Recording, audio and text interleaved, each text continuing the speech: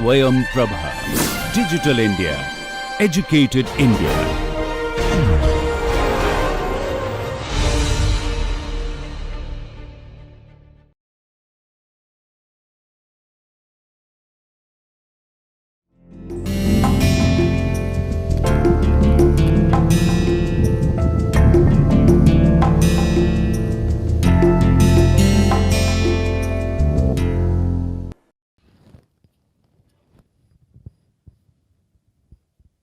Hello dear learners, welcome to the session of Managerial Economics. I am Dr. Supriya Jain, working as an assistant professor in the Institute of Business Management at GLA University, Mathura.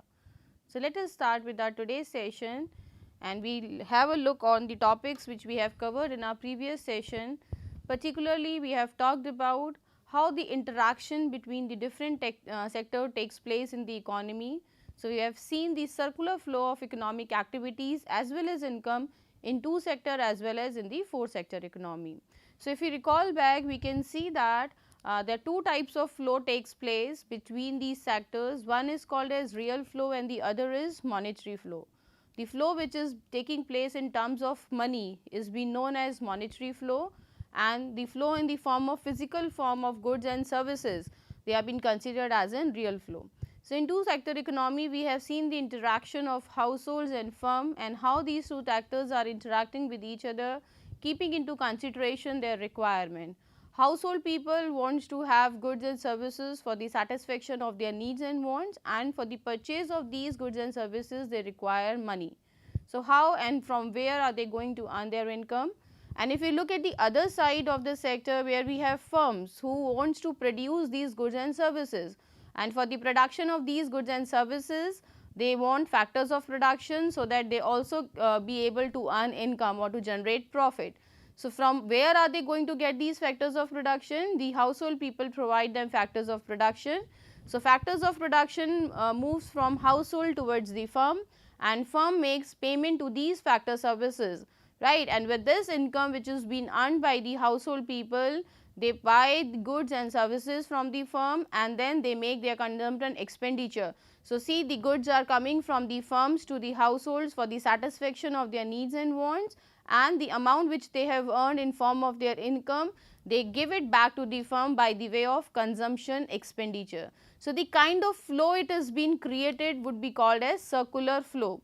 And as we all know, we as a human being and we behave rationally. So, we do not spend the entire money on the consumption of goods and services, rather we save this money for our future requirements. As we know, future is uncertain, it is risky, right. So, we always try to keep some money for our future considerations. So, what do? We take out some money from this circular flow, right, and the withdrawal of the money from the circular flow which we do in the form of savings, right, would be considered to be as an leakage, because the money which was in a flow was being taken out. So, they are being considered as in leakages, and now this money which we have taken out, we usually keep this money in the financial market, right. We can buy shares, we can buy bonds, or we can have some fixed deposits, right. So, we can keep this money in the financial market for our future references. And now, what this financial market is going to do with this money which they are receiving from the household people? They further invest this money into the firm to earn more profit onto it, or to earn good interest on it, right. So, the money which has been injected again, which was taken out by the household people in the form of leakages, now with the way of investment it has been injected again into the circular flow of economic activities and income, right. So, we have these two considerations also, where we needed to understand about the concept of leakages as well as the injection. Now, we have also seen the interaction of government as well as foreign nation, because any economy, government plays a significant role. And if we talk about the economy of India, where we have the mixed economic system, right, government plays a very important role. So, we also interact with the government on regular hand, and we are interacting with the foreign nation, because our economy is always dependent on the other economies by the way of import and export, and with this emergence of globalization, right. So, to look at the bigger picture of the economy, we have included this government as well as foreign nation, right. So, how household people are interacting with the government? As many of us are also working in the government organizations, and we do receive salary from the government. So government also pay payments to the household people, and whatever the income we are earning, we need to pay taxes on the income, right, as we have seen further how to calculate this personal disposable income. So whatever the income you are earning, you need to pay taxes on them, and the remaining income you can dispose of, right. So it is the responsibilities of the household to discharge the taxes on the income which they are earning. Same way, government also provide subsidies, they provide remittance for purchase to the firms, right, for the growth and development of the economy, for the betterment of the economy. And in the same case, the goods and services which are being produced by the firm, they also need to pay taxes on it, right. So this is how government is connected, and government is also related to the financial market, because we are also investing in the bonds as well as securities which are being provided by the government organization, and government also interact with the foreign nation, right. So if you look at the foreign nation, we also interact with the foreign nations by the way of export and import at individual level as well as at the firm level. So this kind of a bigger picture was seen in the circular flow of economic activities and income, and with the understanding of this circular flow, we get to know how economic activities takes place. So when we talk about macroeconomics in large, macroeconomics gives us the idea of understanding how things takes place, how economy work, because to have a better decision making in our individual organization regarding the demand, what will be the demand in the economy, how are we going to produce the goods, how much resources are available in the economy, right, what to produce, when to produce, for whom to produce, are the economy used economically, are the resources used economically or not. So all these questions will be answered with the basic understanding of the economy. So for that reason, under this managerial economics, we are talking about this macroeconomic concept, which gives us an bird's eye view, right. We are not looking at things in particular, but we are looking things at large scale, right. So as whatever the changes are being taking place in the economy, we would be able to understand them well, and accordingly we could take our individual firms decisions, right. Thereafter, we have talked about national income. As we know that national income is one where we can find out how many economic activities have been taken place in the economy, right, how much goods and services are being produced. Okay, so national income is basically the money value, how are we going to add these goods and services together. So what do we do is we take out the money value of all the final goods and services produced in an economy during a financial year, right. We sum it up together. So the figure which we arrives at would be considered as a national income, right. So national income of any country is an indicator of economic activities, the economic growth taken place, right, and that is the reason for which we are calculating this national income, because it indicates the economic welfare taken place in the economy, right.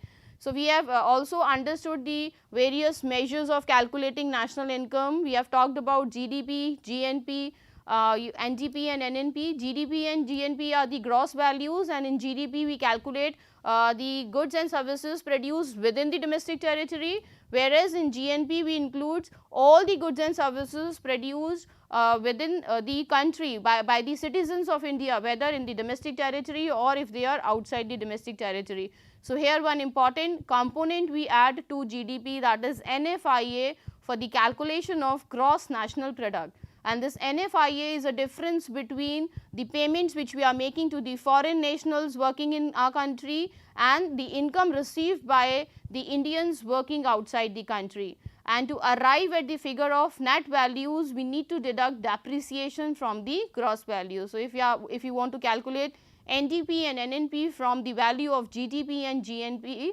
then we need to deduct the depreciation. And what is depreciation? Depreciation is basically the amount which we deduct every year from our fixed assets, right, by the way of wear and tear, right. So their value depreciate every year. So that depreciation, when we deduct from the gross values, we will be able to arrive at the net values. And for the calculation of national income, we have discussed various methods, right. Like we have income method, we have product method, and we can also calculate it by the expenditure method, with that belief that these are the three important phases and the activities which are being taken place in the economy. Because how much goods are going to be produced, accordingly the income generation would have taken place, and whatever the income is being earned by the people, accordingly they would be able to make their expenditure. So, ideally if you are calculating this national income by either of these methods, we would be getting the same figure, but we have also seen the limitations and disadvantages, you can say, of various methods. So, there are certain problems which we come across with, right. So, therefore, the figures might differ in real sense whenever we calculate it, but yes, for sure we can go ahead with any of these methods for the calculation of national income. So, this is what we have covered in our previous session, but the understanding of these topics are very much clear for understanding the next topic which we are going to cover in our today's class, where we are going to talk about business cycle. So, let us have the look of the learning objectives. What all are you going to learn with the understanding of business cycle? Here you will be able to examine the intricacies of business cycle and what are the causes of this cycle, right, what causes the cycles to happen and how you are going to understand their effects as well, right. So, how it is going to impact the firms as well as the working of the people in the economy. Secondly, you will also be able to develop a critical understanding of various theories, right. There are different theories which propounds why this happens, why there are different phases and the cycle takes place in the economy, and then finally you will be able to comprehend the measures, right. What are the measures, like what precautions are being taken up by the firms as well as by the government so as to control it. For sure we can't avoid these things which are happening in the economy, but yes, by taking some precautionary measures or by controlling them, definitely we can minimize their effect. So, let us start with what business cycle is, right. As the name is helping you to understand, and we have also talked about how we are deciding different kind of pricing through the phases of business cycle. Business cycle is basically considered as an up and down movement taking place in the economic activities, right. So, whenever we talk about economic activities, it relates to the goods and services which are being produced in the economy. So, if a change taking place in those economic activities, the up and down movements which are taking place, that is being referred to as a business cycle. And how are we measuring these changes? We measure these changes with the help of GDP, right. GDP is a measurement of national income, like we have discussed it, and it is helping us to know how much goods and services are being produced in an economy, right, during a financial year. So, if the goods and services produced in an economies are not as per the requirement, or if they are reducing, right, if the demand is reducing, definitely the production will be less. So, that means our economy is in a downward phase. But when our economy demand is more, or demand for goods and services are more, then definitely the production will be more. That means our economy is in a contraction phase. So, to understand the changes taking place in the business cycle or the economic activity, we measure it with the help of GDP. Now, look at the features, or you can call them as in characteristics, right. Why does it happen? Why these up and down movements are taking place? What causes these changes, right. So, for understanding of business cycle, we have these features where we have classified them into 3 points. We have periodicity, synchronism and self-reinforcing. Now, what is meant by this periodicity? Periodicity basically helps you to understand that the changes which are taking place in the economy, these up and down movements which we are talking about, they take place after a period of time, right. It does not mean that if our economy is going down today, it is going to go up tomorrow. No, that is not possible, right. If some change is taking place in the economy and business cycle says that economy is going downward, so it continues to go downward for a period of time, right. It does not happen in overnight, right. There is a considerable time frame. In that period only these up and down movements takes place, and generally with the study we say that these changes takes place usually with the period of 6 to 12 years. There is no definite period, definitely we have different time frames, okay. It cannot be said that it will take place after 6 years or maybe after 12 years. This is the range which we are defining, right. Usually the changes takes place during the period of 6 to 12 years as per the past study and the analysis which has been made. But one thing is for sure that it takes place after a period of time. So, that is what periodicity says. Second is synchronism. Now look at the effect. Why this happened, right? It happens because of the interdependence of the economy of one sector over the another sector. We have already seen the circular flow of economic activity, how the things are moving from one place to the another place, only the forms are changing, but these kind of flows are making a circular flow, and which helps you to understand the interdependence of various factors in the economy.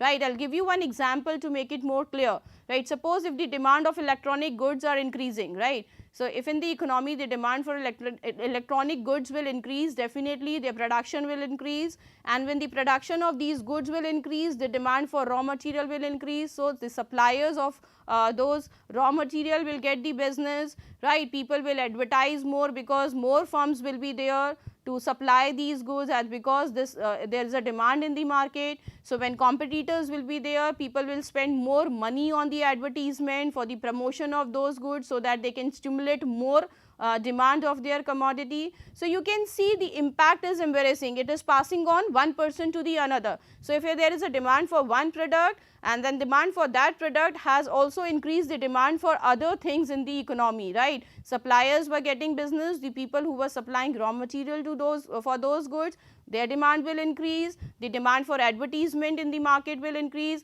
income of the people will also increase, because when there will be a more production taking place in the economy, higher employment will be there, right.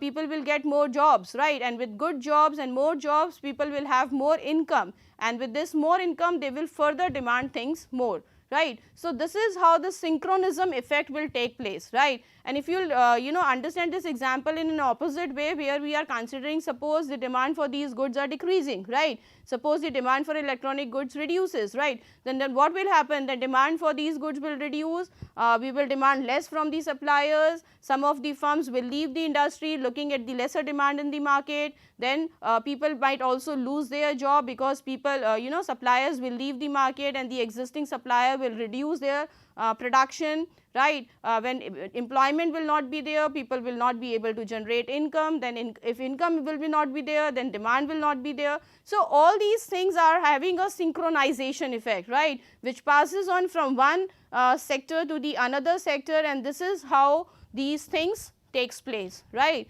So, this is what this synchronism feature tells us, and why these up and down movements are taking place in the economy. So, this effects passes on after a period of time.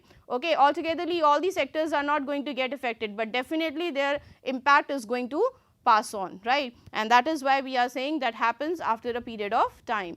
Then if you look at the third part of it, where we are saying it is self reinforcing, right. Self reinforcing is just a step ahead of synchronization. In synchronization, we have seen the interdependence of various sectors in the economy, whereas the self reinforcing feature says that whenever you are in a specific phase of the economy, maybe it is an upward phase or it is a downward phase, that particular phase will reinforce you, right. You will be self enforced to be a part of that phase in the economy, right. When the economy grows up, even if you are not putting your business to that particular level, then definitely you will get a push, right, because everything around you gives you a positive response, right.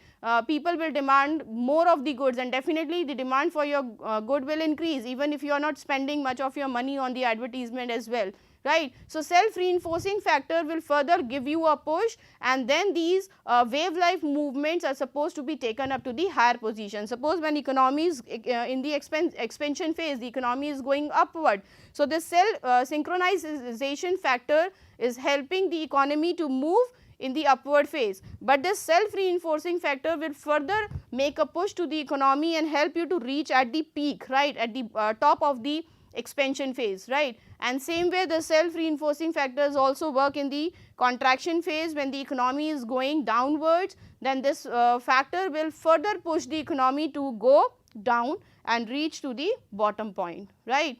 So, because of all these things we are having there in the business cycle, and that is why we see these changes taking place. So, I hope these 3 points are clear to every one of you, where we have talked about periodicity and talking about the time frame, the period after which this upward movement and the downward movements are going to take place. Synchronization helps us to understand the interdependence of various sectors of the economy, whereas self reinforcing factor help us to understand why we are being enforced ourselves to be a part of that phase, and how this factor pushes the economy towards the upper side of the phase or to the downward side of the phase, right. Now, let us move further and look at the phases of business cycle. As business cycle phases need to be understood very carefully, what are the different phases we have in business cycle. So, typically what we say is, we study the phases of business cycle into 4 categories. We have expansion phase, peak, contraction, which is also called as recession, and the last phase is called as trough, and the another name is depression, right. So, these are the 4 phases we have in business cycle, and then we can say that we have 2 turning points as well, right. In business cycle we have 2 turning points, like you can see here. This is the expansion phase. You can see here on the x axis we are representing the time, the time frame which we are representing in the terms of years, because this happens in a period of time, and that is usually in years, right. And here you can understand that we are calculating it in terms of GDP or GNP. GDP is the domestic income, whereas GNP is a national income. So, these are the measures we have taken here, and this G is indicating the growth of the economy, right. So, when the economy is going up, when we are into this upward phase, we call it as an expansion, right. So, this synchronization factor helps the economy to have this expansion phase, and with this self reinforcing factor we reach up to the peak point. Now, you can see after reaching to this peak point, now further expansion after this is not possible. Now, this is the highest expansion possible taken place in the economy. Now, economy will see a downward phase. So, this is here we are having this turning point where economy is going to get into this contraction phase, which is also called as a recession, right. So, again when we with this self reinforcing factor, we goes down to the bottom line of this phase in the economy, which is represented with the trough, with the situation called as depression, right. So, here again the economy will see the upward phase, and this contraction, peak, expansion, all these things will move again, okay. So, this is a cycle which keeps on going, right, but that keeps coming to the economy after a period of time, right. So, I hope this phases of economic business cycles are clear. The business cycle is also being called as trade cycle. So, there is another name you can call it with the trade cycle, because the kind of trade we are having in the economy, right, and whatever the changes taking place in the this cycle is known as business cycle or the trade cycle. Now, let us look about these phases in detail. So, very first phase is an expansion phase. Now, expansion means the things which when the things are expanding, right, and why these things are expanding, because here this is basically the phase you can say which is desirable for all, for the consumer as well as for the producers. Consumer are happy because they are able to have more of income and they can satisfy more of their goods and needs and demands. Whereas, it is a phase which is desirable for producer also, because they are able to produce more, because there is more demand in the market. So, with the more production they would be able to generate more profit by selling more in the market. So, this is the desirable phase where all the people of the economy want to enter into it, right, and this terms itself denote that the phrase when all macroeconomic variable which we have talked about are increasing, like output is increasing because there is more demand in the economy, employment is increasing because of the more production, we require more people. So, employment rate is increasing, income of the people are increasing because of the employment opportunities they are getting, they are generating more income, and with that increase in the income their consumption also increases, right. So, this is a very goody phase for the economy, right, and at the same time prices movers, yes, we will discuss later in this lecture itself, what will happen during this expansion phase. But because the demand is increasing, as we all know, when demand increases price of the commodities will go up, and this income also increases the supply of money in the market. When income is increasing, people are spending more on the consumption of goods and services, then definitely the supply of money in the market will increase. And look at this self reinforcing feature which we have talked about. Now, this self reinforcing feature where the money supply has increased, price of the commodities goes up, will push the economy to the upper phase where we are going to go upward, right, and definitely gradually we will reach to the highest point which is called as peak. So, looking at the peak, what we are saying, this is the highest point of growth. Now, at reaching at this point, further growth and expansion is not possible. So, hence it is referred to as a peak, or you can call it as a boom in business cycle, right. When the economy is in boom, then we call it as a highest point of business cycle, and this is the stage beyond which no further expansion is possible, and this is the phase which sees the downward turning point.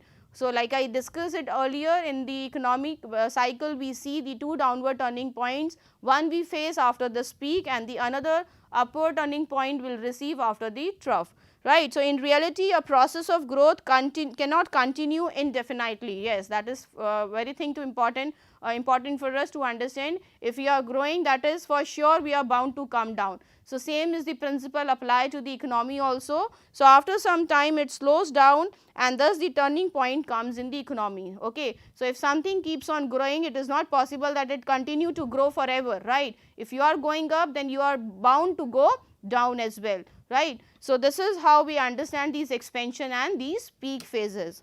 Now, looking at the other side, when we are talking when the economy is into the contraction phase, which is also called as recession. Now, this is just an opposite to the expansion phase. All those macroeconomic variables which were increasing in the expansion phase, they reduces or they decreases in the contraction phase, right. So, this is the phase where workers are willing to work, they want to get employment, they are seeking for the job, but they are not getting it, right. Producers also wants to produce more, but because of the lesser demand in the economy, they are not able to produce more. So, this is the phase which is not desirable for the consumers as well as for the producer, because they are not able to satisfy themselves, right. Consumers are not able to satisfy themselves with the consumption of goods and services because of the lesser income, and because of the lesser demand, producers are not able to produce more and cannot able to generate more profit, right. So, all these macroeconomic variables goes down because demand decreases, and with the decrease in the demand, the production goes down, which creates unemployment in the economy, and when there is an unemployment rate which increases, lesser income will reach to the people, and then their consumptions also reduces, right. Their expenditure on consumption of goods and services will reduce, which will further reduce the demand for goods in the economy. So, again this self reinforcing feature when all these things are taking place. So, again the self reinforcing factor will pushes the economy downwards, right. So, this marks onset of recession. When we say that economy is in recession or economy is growing. So, all these things are basically indicating how the recession and this expansion phases are taking place in the economy, and we are measuring them with the help of GDP or GNP. And then we have this last phase which is called as trough, and the another names of the phase can be slump, or you can call it as a depression. Again this is the lowest ebb, right. Reaching it to this point, now further contraction is not possible. This is the lowest ebb of economic cycle, and now this point will further see a next turning point when new growth process will start afresh, right. So, this is how the changes takes place in the business cycle. I hope the phases are clear to everyone.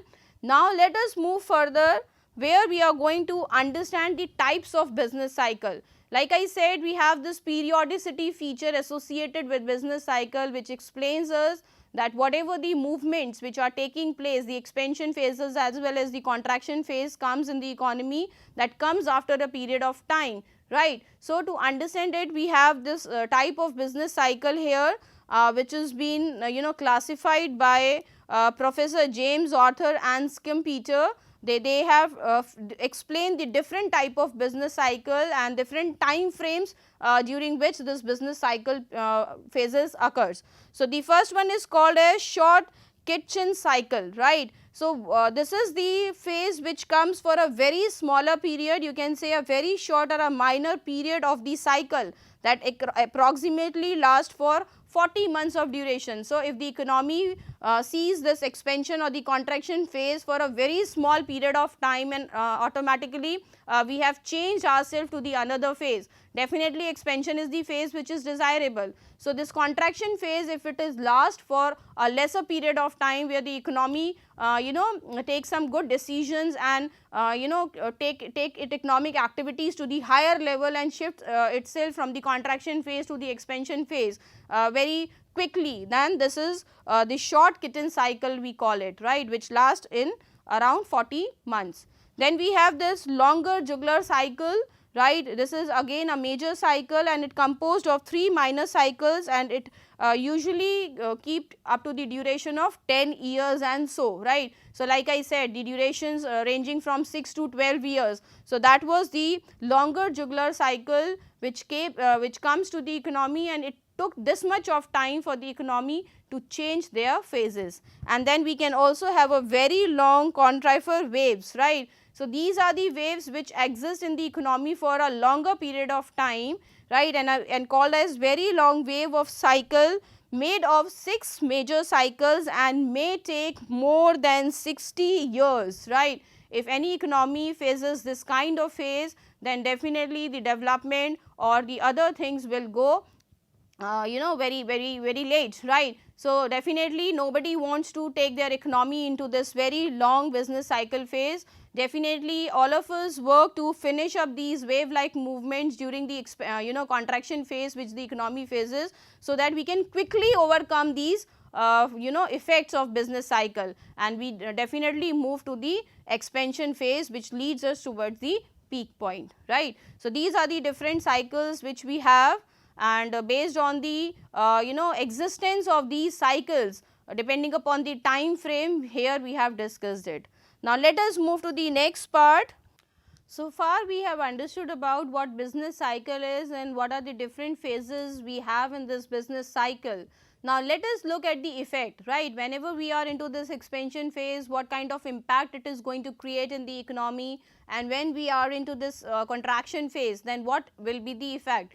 So, let us talk about those effects. So, initially we are going to discuss the effect during expansion. When the economy is into this expansion phase, how it is going to impact. So, basically we can say that the major effect which takes place during the expansion are called as inflation and competition. Since we have seen that this is the expansion phase where the demand of the commodity increases, and we have already seen that inflation comes in the economy. What is inflation? Let us first discuss about what inflation is. Inflation is basically increase in the general price level, right. When the price of the commodity increases, we call it as an inflation, or you can also call it a persistent decline in the income or the purchasing power of the people, right. Then also we call it as an inflation, when continuously the price of commodities are increasing.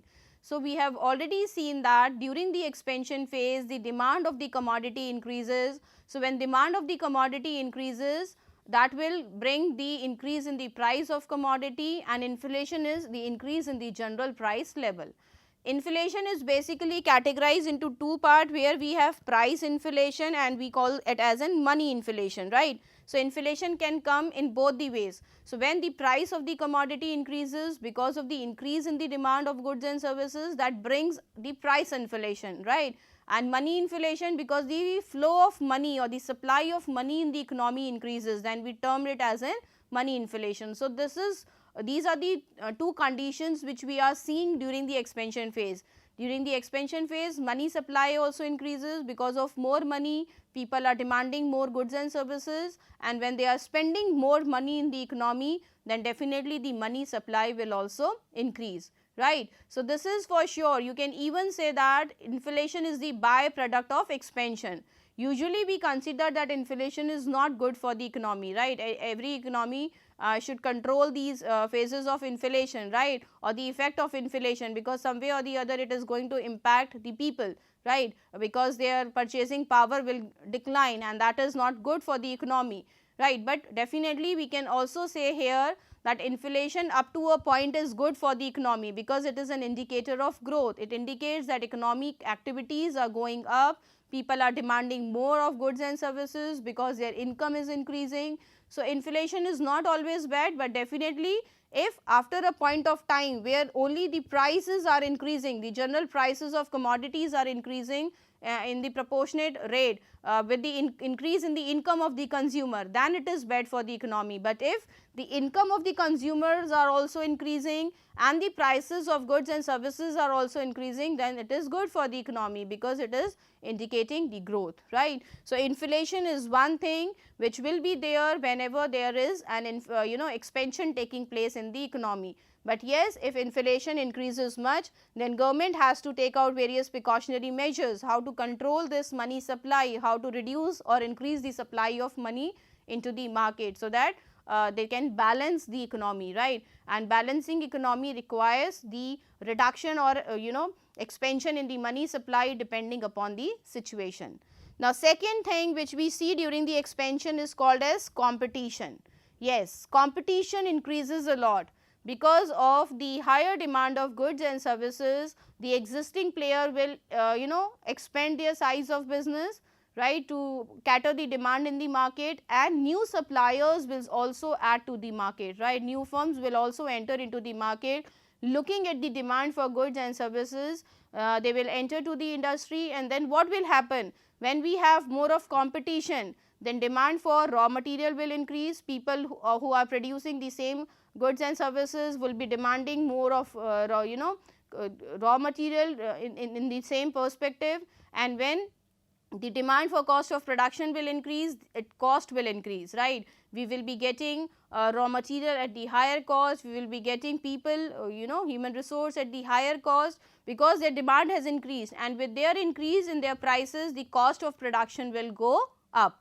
And when the cost of production will increase, then further the price of goods will increase, because cost is the very important consideration in the calculation of price. No firm is going to no firm is ready to supply at the price lesser than the cost. Definitely they will try to charge up to the point where they would be able to include their cost into the price, right. The different strategies can be used. Maybe for a shorter period of time you are able to calculate your price on the marginal cost, but that will not exist for a longer period of time, right. That strategy can be taken up for the short period. So, one thing which we need to understand, these impacts are interrelated, right. As we have talked about, inflation is increase in the price level also. So, how the prices are increasing? Prices are increasing because of the increase in the competition, right. When we have more suppliers, they are producing more, then demand for the production of goods and services will increase, which will increase their price, and increase in the price of factors of production will increase the cost, right. And then these costs will increase the price of the goods and services, and when the price of these goods and services are increasing, we name it as an inflation, right. So, this is how the effect takes place during the expansion phase, though this is a phase which is a desirable phase for the people in the economy, either for the consumer or for the producer, but definitely whenever the expansion will take place, we are seeing the effect of inflation and competition in the economy. And one more thing happens because of this. As we know, the competition increases, people will spend more on non-productive activities like advertisement, right. Whenever there is more of competition taking place in the market, then the suppliers spend more money on the advertisement of those goods and services, so that they can increase their demand, they can increase their sales. But the spending of money in all these activities will be of non-productive nature, and the money supply will be increased, but the production will not increase in that proportion, right. So, we will not be able to count that all expenditure which is taking place in the economy will not be added to the GDP, right. So, GDP is not actually going to increase, right. GDP will remain, there might be an increase in GDP, but it will not increase to the proportion the spendings or the money supply in the economy increases because of spending of money more into non-productive activities, right. Because firms try to increase their sales by giving more advertisements, by using more sales promotion activities, right. So, this is the effect which takes place during the expansion phase. Now, looking further, we have the effects of this business cycle during recession as well, right. So, what happened during this recession phase when the demand goes down? So, these are the three effects which are written here. The first one is excessive inventory. Yes, some of the firms have to face this problem of excessive inventory, who have not predicted their demand in advance, or who have not analyzed the situation better, because this does not comes with any alarm, right. When you are working in the phase of the economy and gradually you get into this contraction phase. So there is no alarm like a situation which is giving you a kind of hint that the economy is going to get into the contraction place, please stop your production or reduce your size of production. So that comes very naturally, right. So you usually during the expansion phase, because the firms are having more demand, so what they do is they produce in a larger quantity, and when they have to face the situation of contraction, they face the problem of excessive inventory, right. So excessive inventory, if it will be there either in a finished form or in a semi finished form or maybe in a raw material form, that is again a problem for the firm, right, because you need to now spend more money for its maintenance. If it is of perishable nature, then there can be a major loss. Even if it is of durable nature, then you need to spend more money and to take care of all these inventories, right. So this will actually block the capital of the firm. Already the demand has reduced, where you are not able to sell more, where you could be able to generate your income or profits to the firm, and either you have to spend more money on the control and maintenance of this excessive inventory, which will create a problem for the firms during the recession period. So that is why it has been always advisable to analyze the market and look why we are talking about the interdependence of this microeconomics with the macroeconomics, okay, because if we are not studying the changes taking place in the economy, then definitely all these effects will pass to our individual point, right. Individual firm has to face the impact of all these things. So a managerial economist, like we have discussed the roles and responsibilities of managerial economists in our initial lectures, where we have seen that managerial economist also provides an economic intelligence, right, where it provides the knowledge what is happening around in the economy, right, how the phases in the business cycle taking place, and accordingly we need to make our production so that we can overcome the problem of overproduction and underproduction. So this excessive inventory is the problem which faced by various firms in the economy during the recession. Then next is the retrenchment. Now retrenchment is basically you can say that whenever there is a recession taking place, whenever there is a contraction in the economy, the first axe falls on the worker, right.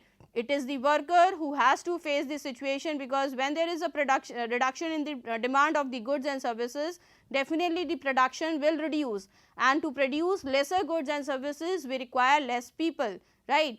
We require less factors of production. So what we do is usually the producers, they start with this retrenchment process, where they start retrenching their people from the organization. Laying off people from the organization is termed as retrenchment, right. So when people will lose their job, then it will create more problematic situation in the economy, right. They left with their employment opportunities, now they are unemployed, and because of this unemployment increases in the economy, they spend less money in the on the demand of goods and services will reduce. So this is again the impact which passes on from one to another, right. So this retrenchment will be there, right. People will lose more of their job because of reduction in the demand of goods and services.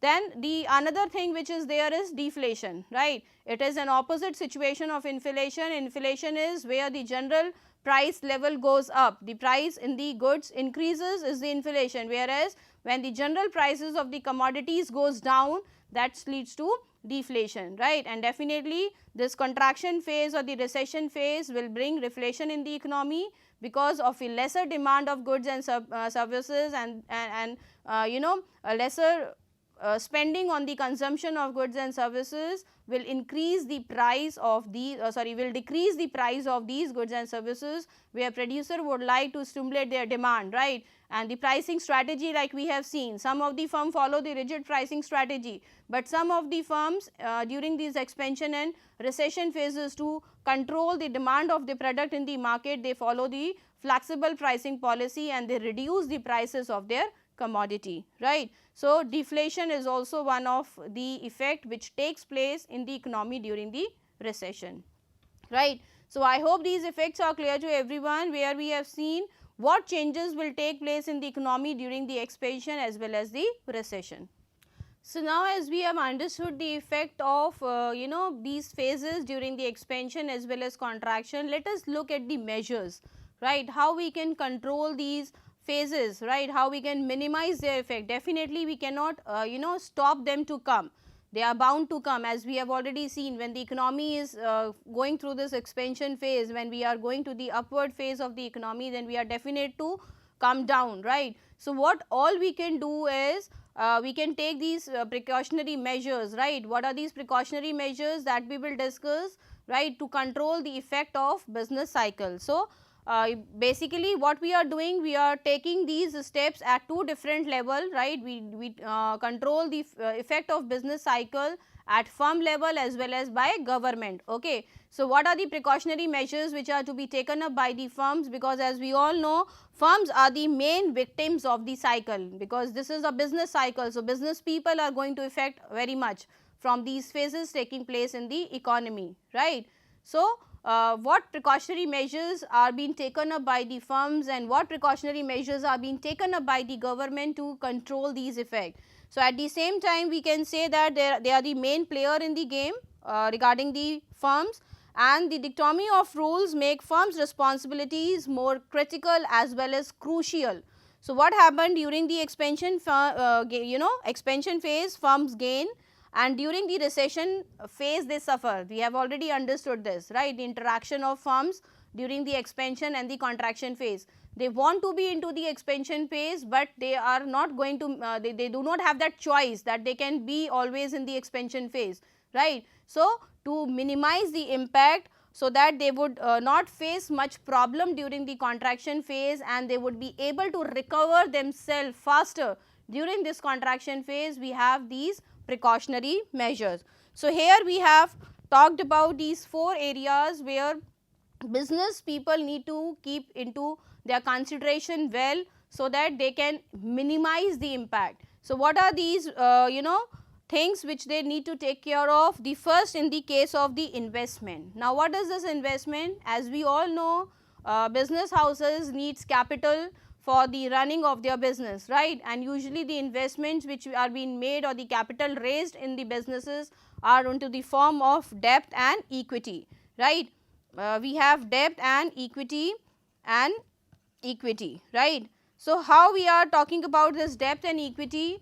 As we know, debts are the liabilities for the owner, they are the liability for the company, whereas the firm which is being raised in terms of equity, they are being considered as the owner of the company, right. So, we need to maintain, the firm have to maintain the balance between the equity and the debt. Ideally, we call the ratio should be 2:1, right. Debt should be 1 and equity should be 2. So, 2:1 is the ideal ratio which should be there, but definitely if you are not able to maintain this ideal ratio, then the impact of contraction phase will be more on your business, okay. Because what happened during the expansion phase, if you have more of equity, right, if you have taken money more in the equity form, then equity owners shares the profit and the loss of the company. So, they are good during the contraction phase, but during the expansion phase, as because the firm is earning good money, so you have to share the larger profits with your equity holders, right. Whereas, in case if you have more of debt, right, it is desirable to have more of debt during the expansion, because that time you are able to earn good money and you are able to give or meet out your liability in the at the percentage on which you have taken the loan. But that creates a problem for the firms during the contraction phase, because during the contraction phase the profit margin reduces, or might be they are earning losses, even then they have to pay their liabilities on the percentage for which they have taken or raised the capital.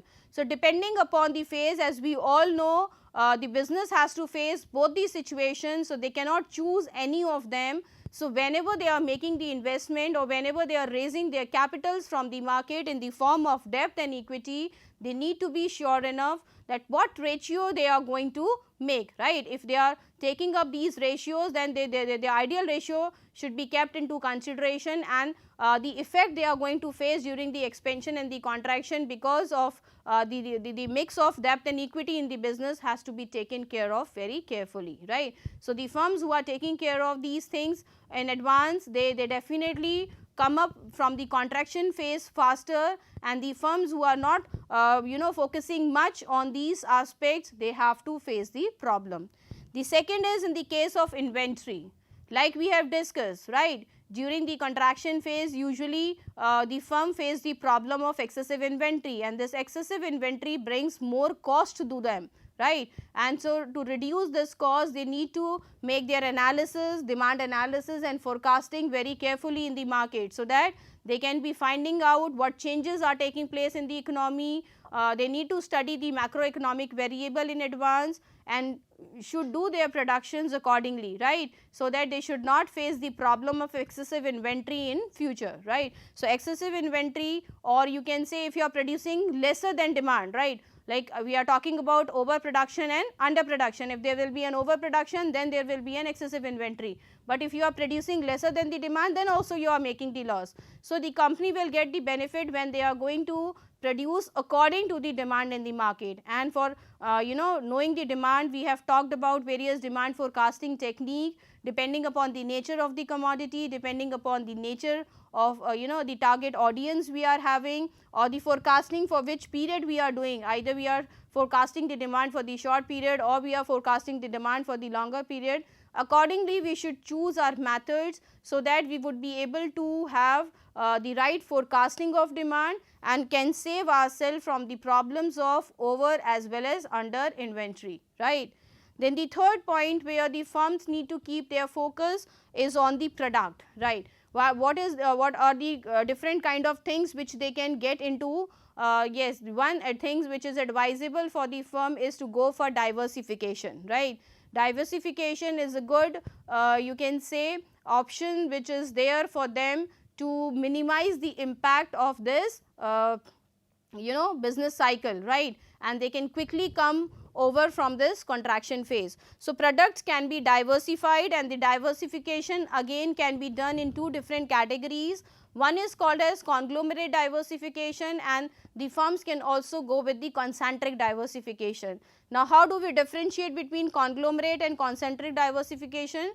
Conglomerate diversification is that where firms are getting into the different product lines, right. Like we can take an example of Tata company, we can take an example of Reliance. They have diversified their products into different product lines. Tata is into Tata Motors, Tata Steels, Tata Jewelry and so on, right. Whereas concentric diversification is a kind of a diversification where you are into the same product line, but providing the different varieties in that particular area. Like you can have an example of Amul, right. The products which are being supplied by the company, they are of they are mostly are of dairy products, right. So, that depends, because as we have seen, the impact of this business cycle is synchronized effect, and it is also self reinforcing, but that does not come altogetherly into one specific area, that passes on to the other sectors gradually, right. So, it is one option which is available to the firm. So, to diversify their product, if in any case the demand for their one product reduces, at least they would be able to overcome those losses with the demand of the other good, if it is still good in the market, right. So, this diversification strategy can also work to minimize the impact of this expansion and contraction phase, and that is why we see the firms who are working in a diversified area are the most are the players which are able to reduce the impact of all these effects better. And then we have pricing policy again, which is important, right. What kind of pricing strategies you are using, because pricing has to be kept very carefully. This generates the revenue to the firm. So, how you are determining the pricing policy for your product in the market, right, that is again very important. Are you opting the flexible pricing, or you are following the rigid pricing policy? Depending upon the nature, depending upon the requirement of the situation, you should be adjusting your pricing policy as well. So, these are some precautionary measures which are to be taken up by the firm to control or to minimize the effect of business cycle, that can be seen in the terms of investments they are making, the inventory, the productions which they are making, right, the products, how much they are able to diversify their product. More diversification will give them more benefit, and then about their pricing policies has to be taken up very carefully.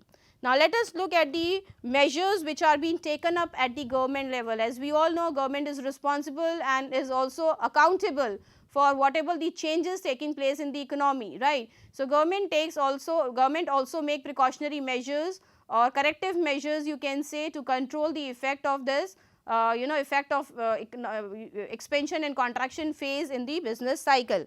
So, let us have first look at the monetary measures. We divide these measures of government. Government prepare monetary policies as well as fiscal policy to control the impact of business cycle, and these monetary policies are basically those policies which control the supply of money from the market.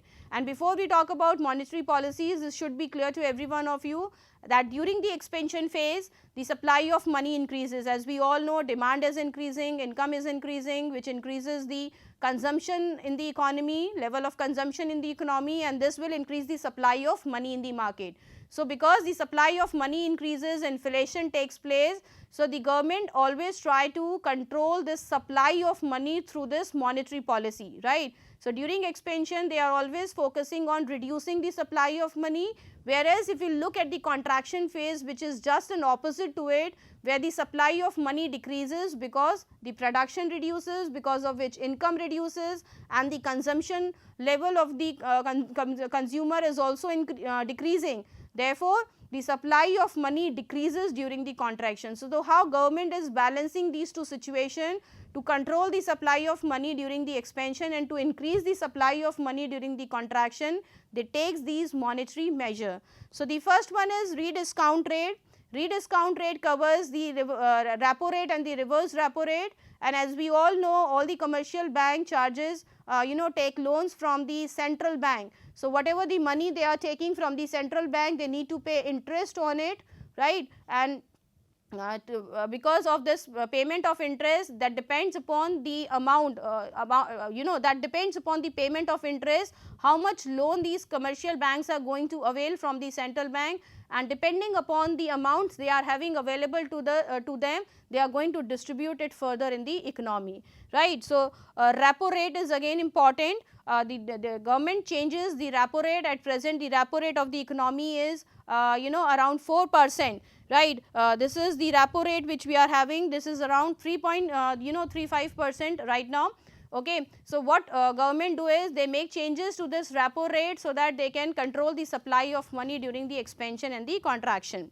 Then we have this reserve ratio, sorry, right. We have these reserve ratios, and here we have CRR and SLR, how much cash reserve ratios need to be maintained and how much SLR ratio need to be maintained with the banks, right. That is statutory liquidity ratio, and we have this cash reserve ratio. So, government make changes into these ratios as well to control the supply of money in the market.